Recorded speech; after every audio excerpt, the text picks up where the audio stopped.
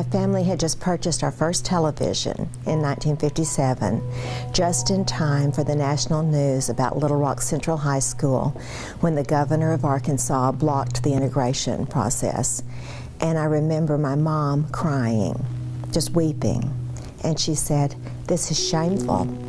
This is a scar on the history of Arkansas that will never go away."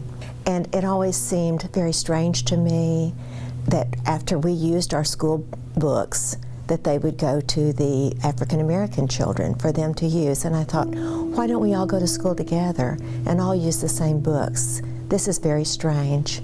And then to learn that my mom also thought it was shameful and bad really impressed me.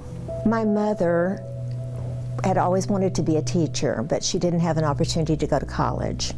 My father was seriously injured in World War II. My mother was very concerned that he would not be able to support our family. So she began attending college classes when I was 3. I was her 4th child, all still at home. My daddy had to teach her to drive because she didn't know how to drive a car, so that she could go to the local junior college and take classes. And when she had about 30 hours of college, the local superintendent of schools called and said, "I understand you're becoming a teacher. Would you like to teach next fall?" My mother continued teaching, continued taking classes. She eventually got her master's degree, was one of the first reading specialists in the state of Arkansas. Then I became a teacher, and one of my sisters is a teacher. Many of my nieces are teachers. I saw my mother overcome so many obstacles and just keep going slowly and surely. And I was convinced that I could do the same thing, and my parents always told me that I could be anything and do anything that I wanted to do or be. I think that all girls want to do something that is important.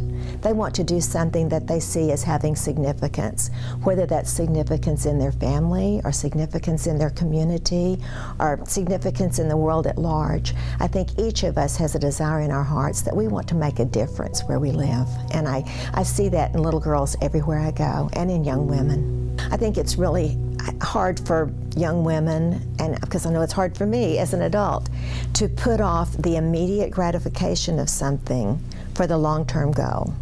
You know, do I study tonight and get prepared for this test that's coming up in a week? Or do I watch television? Or do I spend time on Facebook or talking to my friends on the phone?